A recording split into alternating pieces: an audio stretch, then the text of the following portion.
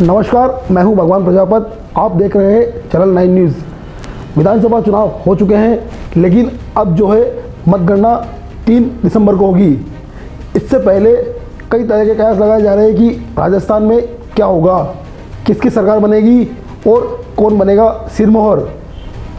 इस बार जो चुनाव हुए, इसमें सबसे खास बात ये देखने को मिली कि ये किस्सा चल पड़ा कि राज बदलेगा या फिर वही जो रिवाज चला आ रहा है वह चलता रहेगा। वहीं दूसरी ओर कई जगहों पर ऐसे भी देखने को मिला कि बहुत कुछ समीकरण नए देखने को मिले। 3 दिसंबर को क्या होगा यह तो मतपेटियां खुलने के बाद ही पता चलेगा, लेकिन उससे पहले इस पूरे चुनाव की एनालिसिस करने के लिए हमारे साथ मौजूद है सुखाड़े विश्वविद्यालय के असिस्टेंट प्रोफेसर डॉक्टर कुंजन आचार्य। इनसे बात करते हैं और जानने की कोशिश करते हैं कि इस बार जो विधानसभा चुनाव हुए वह कितने अलग थे, या फिर यूँ कहे कि इस बार जो समीकरण हुए उसमें क्या बदलाव देखने को मिले। आपको बहुत बहुत स्वागत है हमारे स्टूडियो में। नमस्कार भगवान। मैं आपसे एक चीज़ जानना चाहूँगा कि सबसे पहले बात करें विधानसभा चुनाव की, तो विधानसभा चुनाव हो चुके हैं, लेकिन अब कई तरह के कयास लगाए जा रहे हैं कि किसकी सरकार बनेगी। इस विधानसभा चुनाव में बहुत कुछ नया देखने को मिला। सबसे पहले बात करें तो विधानसभा चुनाव के दौरान एक बात हुई कि राज बदलेगा या फिर वही रिवाज रहेगा। क्या कहेंगे आप इस बारे में? देखिए, राजस्थान में इतने वर्षों का जो चुनाव कवर करने का जो एक्सपीरियंस है, उसमें हमेशा से ये देखा जाता रहा है कि राज हमेशा बदलता रहा है और यही रिवाज भी रहा है। हर 5 साल में राजस्थान का मतदाता रोटी सेकता है, उलट पुलट के देखता है, और ये परंपरा चली आई है। तो राजनीतिक पंडित ये सोचते हैं हमेशा से कि जब भी इस तरह का हुआ है तो होगा, आगे भी ऐसा ही होगा। तो ऐसा कयास लगाया जा रहा है कि हो सकता है कि राज बदल जाए। ये कयास है, लेकिन जब तक 3 दिसंबर को मतपेटियों से मतदाताओं की जो अंगुली से दबाई गई धुनी नहीं निकलती है, तब तक कुछ भी कहना जल्दी होगा। क्योंकि कई बार ऐसा भी होता है कि मिथक टूट जाते हैं, और ऐसा कह सकते हैं कि मिथक बनने के लिए ही टूटते हैं। आपने पिछली बार देखा होगा कि जब हमने ऐसा कहा कि मेवाड़ जो यहाँ पर जिसने जीता, मेवाड़ को जिसने जीता उसने सत्ता को जीत लिया, लेकिन पिछली बार ऐसा नहीं हुआ। मेवाड़ की सारी सीटें भारतीय जनता पार्टी के पास थी, लेकिन बावजूद इसके कांग्रेस की सरकार बन गई। तो राजनीतिक पंडित जो बनी हुई चीज़ों को देखते हैं, विश्लेषण करते हैं और उसको इस रूप में देखते हैं कि जो चलता आया है हो सकता है कि वैसा ही बना रहे, लेकिन ज़रूरी नहीं है कि कोई चली आई हुई चीज़ लगातार चली आए, क्योंकि मिथक बनते हैं, मिथक टूटते हैं। बिल्कुल, आपने एक बात कही कि मिथक बनते हैं और मिथक टूटते भी हैं। तो राजस्थान की राजनीति की बात करें तो इस बार आपने पूरे विधानसभा चुनाव को देखा है। इस बार कहीं ना कहीं ये चीज़ देखी गई कि मुख्यमंत्री अशोक गहलोत और प्रधानमंत्री नरेंद्र मोदी के चेहरे पर चुनाव लड़ा गया। ये एक बात बिल्कुल नहीं देखी गई इस बार राजस्थान के चुनाव में। इसको लेकर आप क्या कहेंगे? देखिए भगवान जी, हमेशा से ऐसा रहा है कि चुनाव चेहरों पर लड़े जाते हैं। पिछले चुनावों को देखेंगे तो लोकसभा चुनावों में अब तक मोदी एकमात्र चेहरा है। राजस्थान में पिछले चुनावों में वसुंधरा राजे चूँकि मुख्यमंत्री के रूप में प्रोजेक्ट होती रही है, इसलिए चेहरा वही हुआ करता था। लेकिन ये चुनाव बहुत अजीब शख्सियत का चुनाव देखा जा सकता है, क्योंकि इस बार मोदी खुद चुनाव मैदान में है और मोदी ने जो कहा है कि इस बार कोई चेहरा नहीं है, क्योंकि चेहरा चुनावों को एक मजबूती देता है, लोगों के मन में, मतदाताओं के मन में एक बहुत बड़ी आशा जगाता है कि हमारा नेतृत्व कैसा होगा, हमारा नेता कैसा होगा। लेकिन इस चुनाव में मुझे लगता है कि भारतीय जनता पार्टी के भीतर भी जो चीज़ें चल रही थी, आप और मेरे से कुछ छिपी हुई चीज़ें नहीं हैं। वसुंधरा राजे को चेहरा नहीं बनाया गया। आप देखेंगे कि विज्ञापनों में भी 3 चेहरे साथ साथ दिखाई पड़ रहे हैं। राजेंद्र राठौड़ भी दिखाई पड़ रहे हैं, सीपी जोशी भी दिखाई पड़ रहे हैं, और ऊपर मोदी दिखाई पड़ ही रहे हैं। लगातार चुनावी सभाओं में नरेंद्र मोदी जी ने कहा है कि इस बार कोई चेहरा नहीं है। चेहरा कौन है? सिर्फ कमल है। तो वोट देना है, कमल को देना है, कमल ही हमारा चेहरा है। तो एक बहुत बड़ा मैसेज है कि व्यक्ति से बड़ी पार्टी है। लेकिन दूसरी तरफ आप देखेंगे तो अशोक गहलोत अकेले के दम पर चुनाव लड़ते दिखाई पड़े, क्योंकि कोई स्टार कैंपेनर भी नहीं था कि जिन्होंने स्टार कैंपेन किया हो। राहुल गांधी जी ने 1 सभाएँ की थी, सोनिया जी इस बार नहीं दिखी थी। तो ऐसा कह सकते हैं कि ये चुनाव अशोक गहलोत वर्सेस नरेंद्र मोदी हो गया है, और ये राजनीतिक समीकरणों के लिहाज से भी एक महत्वपूर्ण अवसर है, क्योंकि ऐसा पहली बार देखा गया कि किसी बड़ी पार्टी ने किसी बड़े चेहरे के दम पर नहीं, बल्कि सिर्फ अपने मैनिफेस्टो और अपने चुनाव चिन्ह के दम पर चुनाव लड़ा है। बिल्कुल। अब बात करें राजस्थान की राजनीति में मिलने वाली सीटों की, क्योंकि पिछली बार जब चुनाव हुए थे तो बीजेपी बहुमत में नहीं थी। कांग्रेस की बात करें तो कांग्रेस भी 99 पे आकर रुक गई थी, कहीं ना कहीं वह भी 100 का आंकड़ा पूरा नहीं कर पाई, लेकिन फिर भी अशोक गहलोत ने 5 साल तक राज किया। क्या मानते हैं कि इस बार, क्या सोचते हैं आपके नज़रिए से कि इस बार किसको कितनी सीटें मिलने वाली है, क्या मानना आपका? देखिए, यूँ तो देखा जाए तो कांटे की टक्कर है, क्योंकि भारतीय जनता पार्टी ने भी पूरा दमखम लगाया है। उनका कैंपेन भी बहुत मजबूत था, और एंटी इनकम्बेंसी की जहाँ तक बात करें तो हर सत्ता के साथ में एंटी इनकम्बेंसी जुड़ी हुई होती है।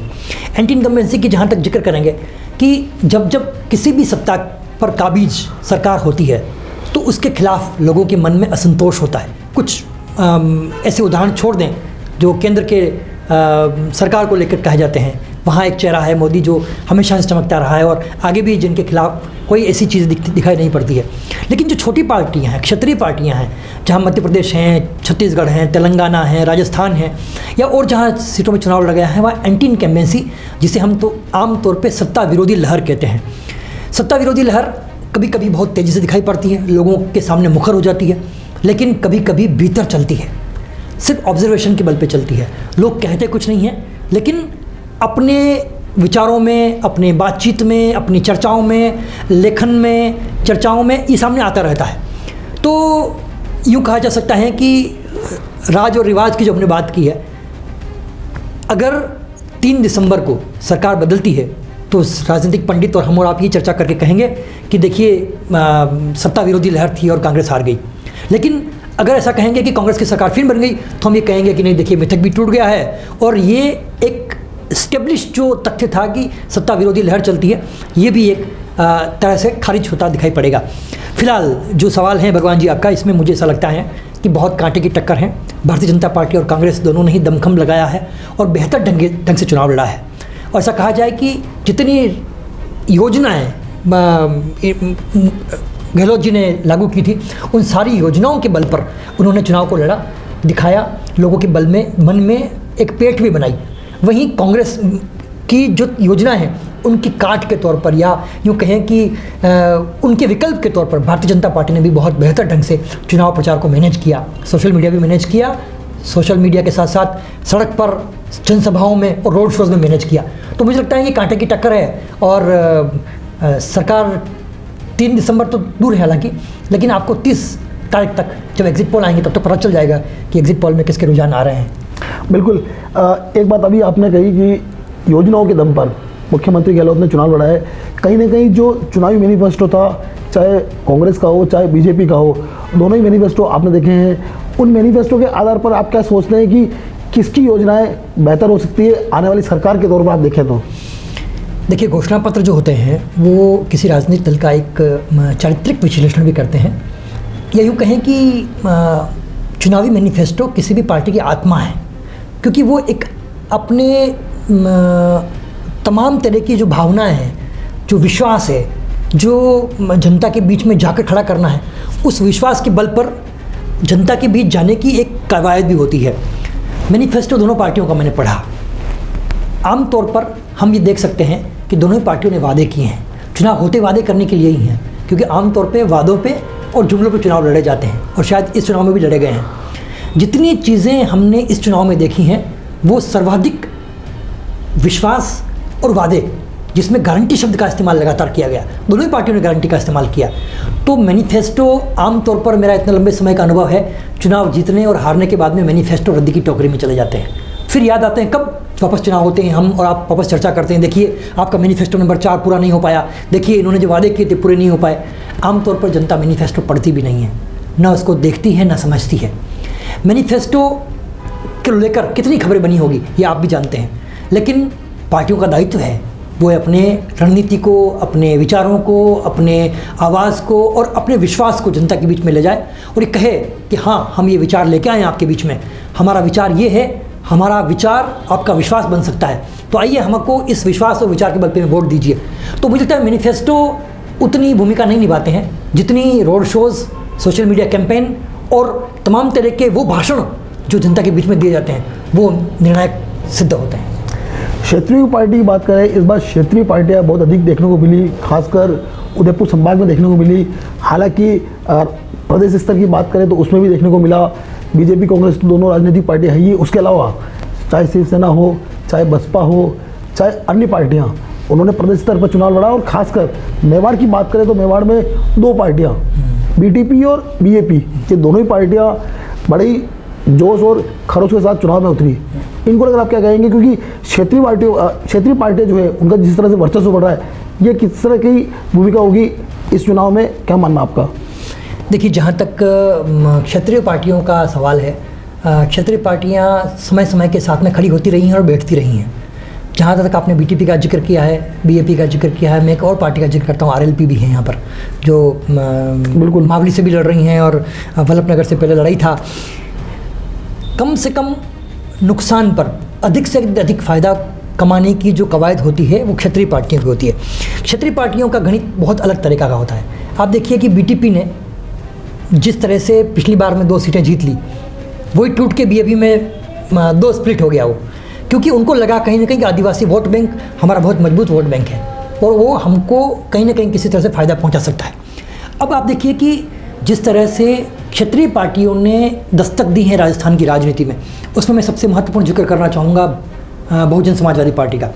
बहुजन समाजवादी पार्टी के कई विधायकों ने सरकारें बनाई हैं, बचाई हैं और गिराई हैं। पिछली बार भी आप देखेंगे कि जब अशोक गहलोत मानेसर में अपनी सरकार को बचाने की जुगत में लगे हुए थे, उस समय भी बसपा और बीटीपी ने बहुत बड़ा रोल निभाया था इसमें।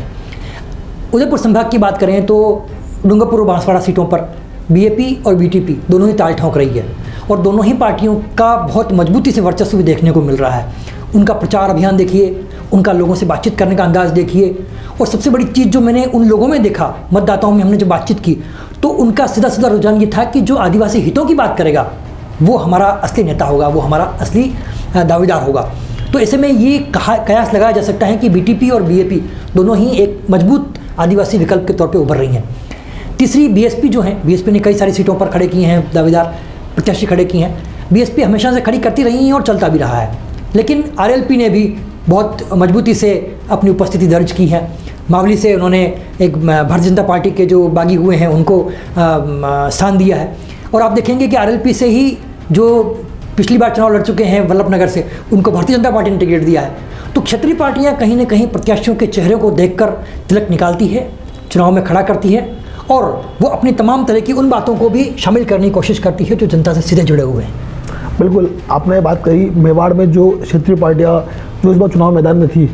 एक चीज़ और आपसे जानना चाहूँगा कि अब तक जो आज़ादी के बाद से लेकर अब तक ये बात देखी गई है कि जिसने मेवाड़ जीता उसने सत्ता की चाबी को प्राप्त किया, या यूँ कहें कि सत्ता पर काबिज हुए। हालांकि ये मिथक पिछली बार टूटा था, क्या ये मिथक वापस बनेगा, क्या मानना है आपको? और मेवाड़ की जो 28 सीटें हैं उसमें ऐसी कौन कौन सी सीटें हैं जहाँ पर बीजेपी और कांग्रेस कब्जा कर पाएगी, या संख्या बल की बात करें तो बीजेपी कितनी सीटें यहाँ पर लेकर आने वाली है और कांग्रेस के झोली में कितनी सीटें जाने वाली है? बिल्कुल सही कहा भगवान आपने कि मेवाड़ को जिसने जीत लिया उसने जयपुर को जीत लिया, उसने राजस्थान को जीत लिया।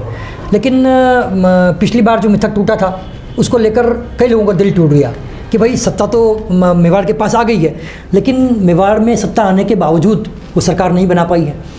इस बार मेवाड़ में कई सीटों पर त्रिकोणीय मुकाबले हैं, कई जगह पे बागी ताल ठोक रहे हैं, कई जगह बागी बनने की कोशिश हुई, इनको बिठा दिया गया।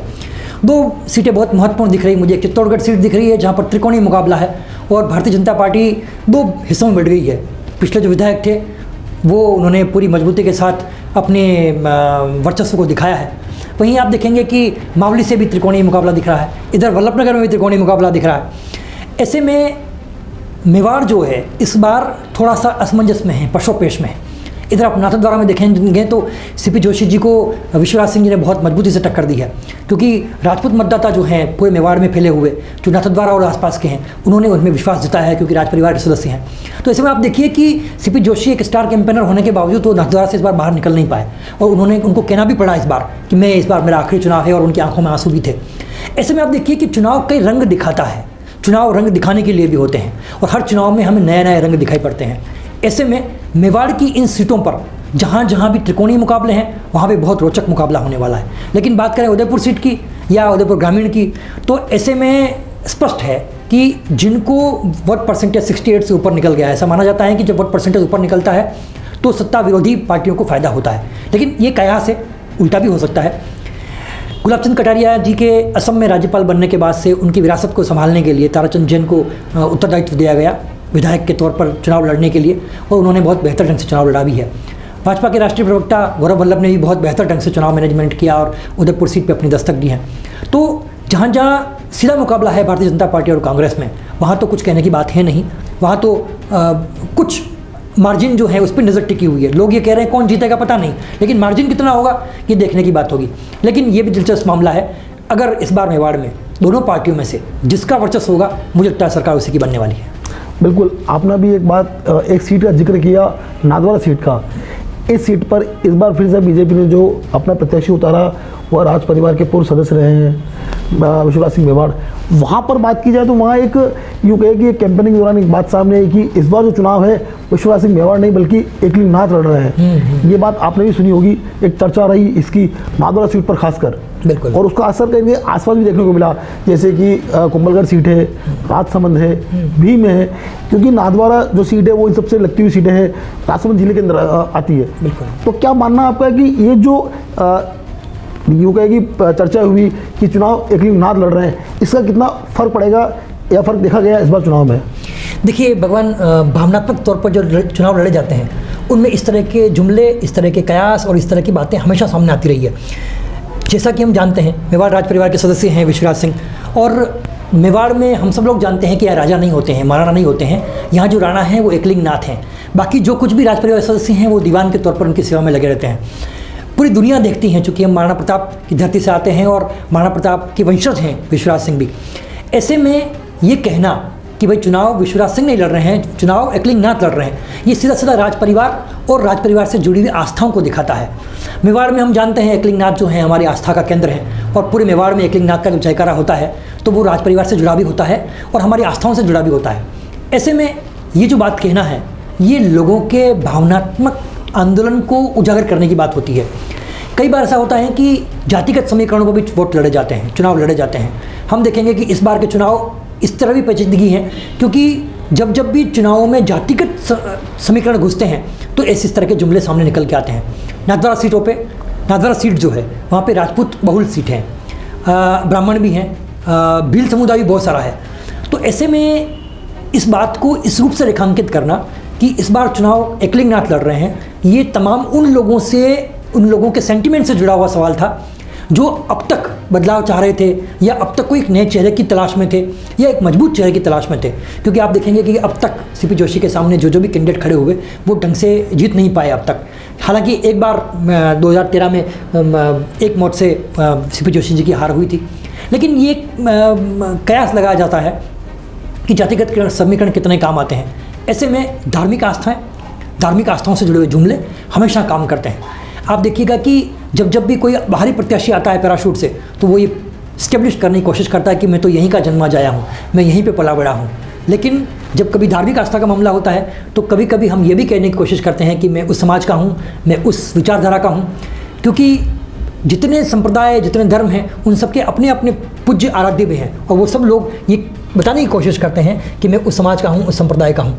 जैसा कि आपने देखेंगे कि अभी मोदी जी ने 2-3 बार राजेश पायलट का जिक्र किया, क्योंकि वो बताना चाह रहे हैं कि गुर्जर समुदाय के साथ अन्याय हुआ है। तो कहीं ना कहीं आस्था, धर्म और हमारे धार्मिक चिन्ह ये हमेशा से चुनावों में आते रहे हैं और आते रहेंगे। पूरे राजस्थान में बात की जाए निर्दलीय की, जो बीजेपी और कांग्रेस से भागी होकर चाहे निर्दलीय चुनाव मैदान में हो या फिर किसी अन्य पार्टी के साथ जुड़कर चुनाव लड़ रहे हो, इनकी भूमिका की बात करें तो क्या भूमिका रहने वाली है, क्या मानना आपका? देखिए भगवान, जितने भी निर्दलीय चुनाव लड़े हैं अभी, वो कोई निर्दलीय इंडिपेंडेंट नहीं है, वो सारे बागी हैं। अगर आप देखेंगे कि जितने बागियों ने चुनाव लड़ने की कोशिश की है जब भी, तो अगर बहुत मजबूत जनाधार के साथ हैं तब तो हो सकता है, लेकिन अगर किसी के पास में धन बल नहीं है, किसी का बाहुबल नहीं है, तो काहे का निर्दलीय? हमेशा निर्दलीय वही चुनाव लड़ता है जिसके पास पैसा हो। हम और आप जानते हैं चुनाव लड़ना कोई आसान काम नहीं है, न भगवान प्रजापति चुनाव लड़ सकते हैं, न कुंजन आचार्य चुनाव लड़ सकता है, क्योंकि हमारे पास पैसा नहीं है। चुनाव आजकल बहुत खर्चीला पैसा हो गया है, और हर वो व्यक्ति जो चुनाव लड़ने की इच्छा रखता है या तो उसके पास बहुत सारा पैसा है या बाहुबल है। ऐसे में आप देखिए निर्दलीयों पर जब नज़र डालेंगे आप, वे तमाम वे लोग हैं जिनको भारतीय जनता पार्टी और कांग्रेस ने टिकट नहीं दिया। ऐसे में उनकी भावनाएं उद्वेलित हुई और वो कहीं ना कहीं पार्टी को भीतरघात करने के लिए बागी हुए और निर्दलीय चुनाव लड़ने की भूमिका में आ गए। ऐसे में आप देखिएगा कि अगर इन निर्दलीयों में से अगर मान चलें 10% आंकड़ा निर्दलीयों का है और इसमें अगर 2% भी जीत गए तो ये 2% निर्दलीय चुनाव जीतने के बाद में सरकार बनाने में निर्णायक भूमिका अदा करेंगे। बिल्कुल, आपने अभी एक बात कही कि जो भूमिका अदा करेंगे वो निर्णायक हो सकती है इन निर्दलीयों की। अब एक बार फिर मैं आपसे जानना चाहूँगा कि संख्या बल की बात करें, क्योंकि कहीं ना कहीं जो है सत्ता तभी आती है जब संख्या बल होता है, चाहे बीजेपी हो चाहे कांग्रेस हो। जब तक किसी के पास या तो 101 सीटें या 101 विधायक नहीं होंगे या फिर उनके पक्ष में 101 विधायक नहीं होंगे, तब तक सरकार बनाना मुश्किल है। तो इस बार जो है क्या दिख रहा है आपको सिनेरियो कि किसके पास यूँ कहे कि बहुमत आएगा, या फिर जो बैसाखी होंगे या जो निर्दलीय विधायक होंगे उनके बलबूते पर सरकार बनेगी राजस्थान में? क्या सोचना आपका? देखिए, हम और आप एग्जिट पोल का इंतज़ार कर रहे हैं और एग्जिट पोल में और भी तमाम तरह की जो चीज़ें हैं वो क्लियर होने वाली है। लेकिन सबसे बड़ी चीज़ ये है कि सरकार कब बनती है? जब 100 का आंकड़ा पार करता है, 101 जब आंकड़ा हो जाएगा तो सरकार बना लेगी, कोई पार्टी होगी। लेकिन कल्पना करो कि कोई पार्टी 90 सीट पर अटक गई या 92 पर अटक गई या 99 भी अटक गई, मान के चलो, तो 2 सीट के लिए भी उनको निर्दलीय की तरफ देखना पड़ेगा, बीएसपी की तरफ देखना पड़ेगा, बीटीपी की तरफ देखना पड़ेगा, बीएपी की तरफ देखना पड़ेगा, आरएलपी की तरफ देखना पड़ेगा, या उनकी तरफ देखना पड़ेगा जो इंडिपेंडेंट लड़के आए हैं लेकिन अपने ही आदमी हैं। आप मान के चलिए कि वे तमाम लोग जिनको निर्दलीय के तौर पर अपना मंच तलाशने की कोशिश की गई थी, चुनाव जीतने के बाद में यदि सरकार बनाने में कमी हुई विधायकों की, तो मान के चलिए निश्चित तौर पर वो पार्टी अपने उन विधायकों को पुचकार के वापस बुला लेगी। भैया ये तो सुबह का बुला चला गया था, शाम को लौट आया है, इसे बुला नहीं कहते, इसे वापस बुला लिया जाए क्योंकि ये हमारा अपना आदमी है। जब सरकार बनाने की बात होगी तो, लेकिन अगर पार्टियों ने 101 का आंकड़ा पार कर लिया तो निर्दलीय को कौन पूछता है? निर्दलीय की पूछ तभी होती है जब सरकार बनाने में कहीं इक्का दुक्का 3 या 4-5 सीटों का अंतर आ जाता है। बिल्कुल। अब मैं आपसे एक चीज़ और खास जानना चाहूँगा कि अगर राजस्थान में कांग्रेस की सरकार बनती है तो मुख्यमंत्री का चेहरा कौन होगा, या फिर अगर बीजेपी की सरकार बनती है तो मुख्यमंत्री का चेहरा कौन होगा? क्योंकि कहीं ना कहीं जो है सरकार मुख्यमंत्री के चेहरे पर चलती है। हालांकि विधायक, ये बात पार्टी के जो आला कमान कहता है कि जो विधायक जीत के आएंगे वो तय करेंगे, लेकिन कहीं ना कहीं पार्टी या यूँ कहीं संगठन जिसका दखलंदाजी पूरी होती है। तो दोनों ही पार्टियों की बात करें तो दोनों ही पार्टियों के अगर सरकार बनती है किसी एक की, तो कौन चेहरा होने वाला है मुख्यमंत्री का? देखिए, मुझे ऐसा लगता है ये बहुत हाइपोथेटिकल सवाल है, क्योंकि जो सत्ता में अभी काबिज है वो अनवरत रहे ये ज़रूरी नहीं है, और वो अपदस्थ हो जाए ये भी ज़रूरी नहीं है, क्योंकि ये सब चीज़ें किस्मत की होती है। राजनीति हमेशा से तमाम तरह के दावों को जुटलाती भी रही है और हमेशा उन दावों को स्टेब्लिश भी करती रही है, स्थापित भी करती रही है। हाइपोथेटिकल सवाल है, एक काल्पनिक सवाल है, इस काल्पनिक जवाब देने की कोशिश मैं करता हूँ। अगर भारतीय जनता पार्टी सरकार बनाती है तो मुझे लगता है कि दिल्ली तय करेगी कौन मुख्यमंत्री होगा, क्योंकि ऐसा कोई नाम अब तक दिखाई नहीं पड़ा।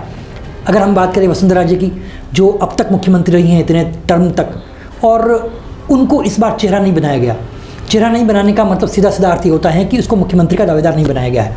और अगर आप देखेंगे चुनावी रणनीति की, प्रचार अभियान की, तो भारतीय जनता पार्टी के पोस्टर्स में, बैनर्स में और विज्ञापनों में 3 चेहरे दिखाई पड़ते हैं, राजेंद्र राठौड़, वसुंधरा राजे और सीपी जोशी। लेकिन क्या हम ये कह सकते हैं कि वसुंधरा राजे के अलावा ये 2 चेहरे मुख्यमंत्री के हो सकते हैं? ऐसा नहीं होता है।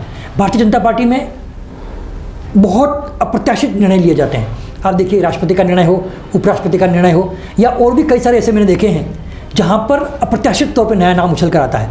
तो मुझे लगता है भारतीय जनता पार्टी की अगर सरकार बनती है तो हो सकता है वसुंधरा राजे को मौका मिले और हो सकता है कोई नया चेहरा आ जाए, क्योंकि ये सब इस बार दिल्ली से तय होने वाला है। क्योंकि अगर वसुंधरा राजे को मुख्यमंत्री बनना होता तो उनको चेहरा भी घोषित किया जाता, उनको साथ भी रखा जाता।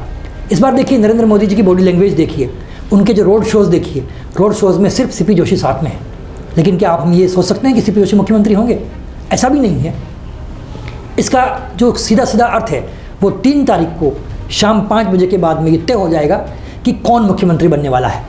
लेकिन कांग्रेस में अगर देखेंगे, अगर बहुत मजबूती के साथ कांग्रेस वापस आती है तो अशोक गहलोत अपना पूर्ण बहुमत के साथ अपना दावा पेश करेंगे और मुझे लगता है कि इनके दावे को सुना भी जाएगा।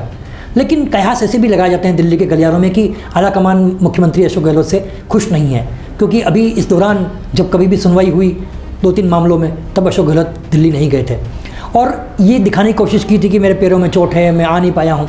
इसके अलावा आप देखेंगे कि पिछले 5 सालों के दौरान जो सबसे महत्वपूर्ण विवाद उभर के आया है सरकार का, उसमें सचिन पायलट और अशोक गहलोत का विवाद था, जिसको पूरी दुनिया ने देखा था, पूरे राजस्थान ने देखा था। सरकार बचाने के लिए मुख्यमंत्री मानेसर में रिसोर्ट में भी गए थे। तो ऐसे में ये कयास भी लगाया जाता रहा कि सचिन पायलट जो हैं मुख्यमंत्री के बहुत प्रबल दावेदार थे और अशोक गहलोत ने उनका हक मार लिया। ये कहने की बातें होती राजनीति में। राजनीति कयासों पे नहीं चलती है, राजनीति संख्या बल पे चलती है। राजनीति जब जब भी इस तरह की बातें करने की कोशिश करती है, ये दिखाने की कोशिश करती है कि संख्या बल जिसके पास में है सरकार वही बनाता है, चाहे चेहरा कितना बड़ा क्यों ना हो। तो इसलिए संख्या बल जिसके पास होगा, जिसका चेहरा मजबूत होगा, वो मुख्यमंत्री बनेगा। तो आपने सुना कि आपने स्पष्ट किया है कि जिसके पास संख्या बल होगा वही मुख्यमंत्री बनेगा। हालांकि अभी संख्या बल किसके खाते में जाएगा, कौन सरकार बनाएगा, सरकार रिपीट होगी या फिर जो रिवाज चलता आ रहा है वह रिवाज फिर बदलेगा या रिवाज की तरह सत्ता बदलेगी, अभी ये कहना इसलिए मुश्किल है क्योंकि जो मतपेटियां हैं वह 3 दिसंबर को खुलने वाली है और जो मतगणना होगी उसके बाद ये तय होगा कि सरकार किसकी बनेगी। हाँ, लेकिन ये बात ज़रूर है कि इस बार जो चुनाव हुए इस बार बहुत से समीकरण बदलते और बिगड़ते और नए बनते हुए देखे गए हैं। इसलिए इस बार कोई भी इस बात को स्पष्ट नहीं कर पा रहा है कि 3 दिसंबर को सरकार किसकी बनेगी। अब तो केवल और केवल इस बात का इंतजार है कि जब मतपेटियाँ खुलेगी और मतगणना पूरी होगी तभी ये बात स्पष्ट हो पाएगी।